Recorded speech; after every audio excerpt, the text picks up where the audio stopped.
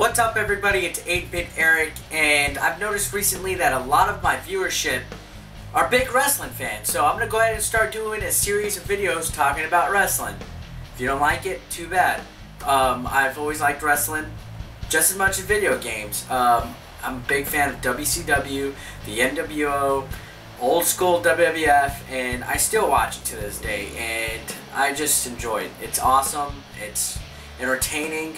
It's one of the only things I watch on TV. So today I'm going to talk about the state of WWE leading to Wrestlemania.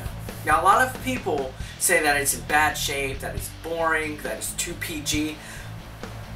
But I think the road to WrestleMania this year is actually rather interesting. Sure, it took a little bit for it to pick up some steam. For example, Cena and Rock, they haven't really had much interaction outside of social networking. Because Rock's busy schedule, and you know, we all know about that, alright? We all know that The Rock and Cena, it's been a year and they haven't even really had anything to build up, but that's besides the point. What I'm talking about is the rest of the roster. There's so much potential right now for somebody to break through at this year's WrestleMania. You got Money in the Bank match coming up. Who knows who's going to be in that match? It could be anybody. The rumor has it that it's going to be all the participants have won Money in the Bank before, or all the participants have been champion before. So if it's an all former heavyweight champion match, that could be interesting. I mean, the possibilities are endless right there. Could be former stars, current stars. Who knows? That alone is interesting.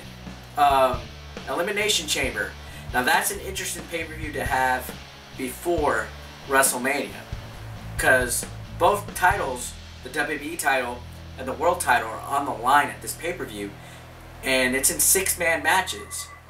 So that means the titles could change hands before WrestleMania, and that makes it interesting. But in my opinion, the current championship out of the two that's the most interesting is the SmackDown title, the World Heavyweight title.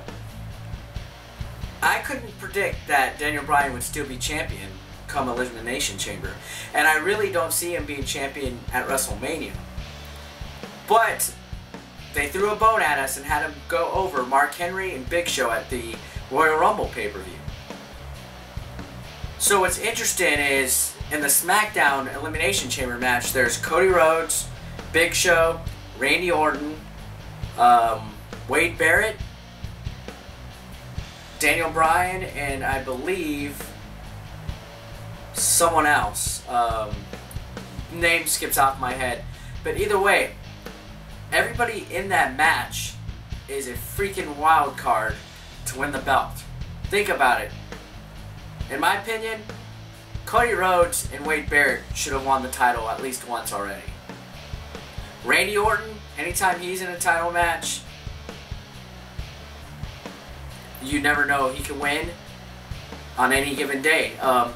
He's held the belt several times. In my opinion, he does not need to win the title ever again for at least a year.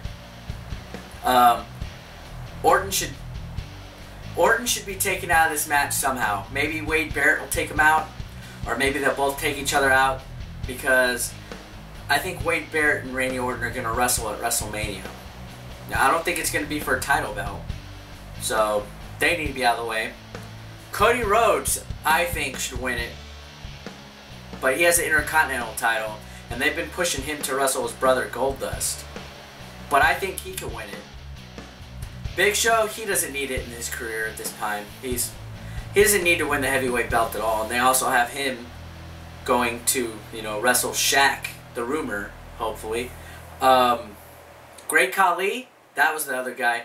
He's not going to win. They won't have him win the SmackDown title out of nowhere. So maybe Daniel Bryan will hold on to the World title at the Elimination Chamber. Who knows? The winner of that's going on to WrestleMania. And I don't see Daniel Bryan going as champion to WrestleMania. And more than likely, whoever wins that match is going to wrestle Sheamus at WrestleMania. Which I think Sheamus winning the Royal Rumble was an excellent choice.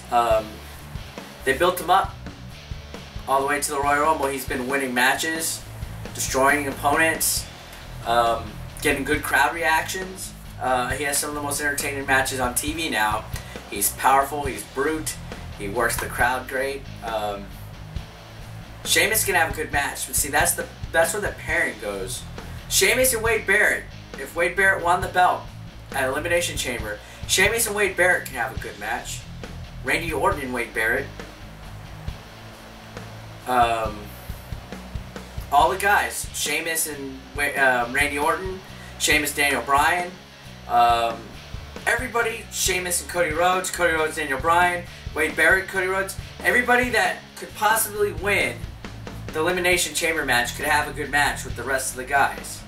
But Sheamus, for sure, is going to WrestleMania. So, my money would have to be Randy Orton versus Sheamus at the pay-per-view if Wade Barrett and Orton doesn't happen. But I don't see them ditching Barrett's chance at WrestleMania this year. Now, on the Raw side, CM Punk, Kofi Kingston, Jericho, Dolph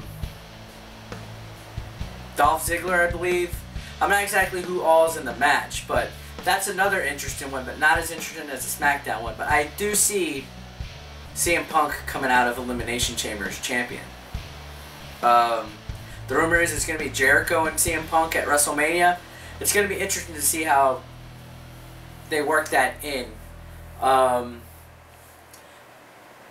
Maybe CM Punk will lose the belt to Jericho at the Elimination Chamber pay-per-view, but maybe if CM Punk retains, Jericho still gets a title shot somehow.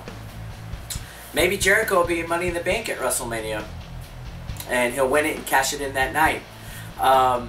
Cena and The Rock, that match is going to be great. Sure, it's being hyped up a lot.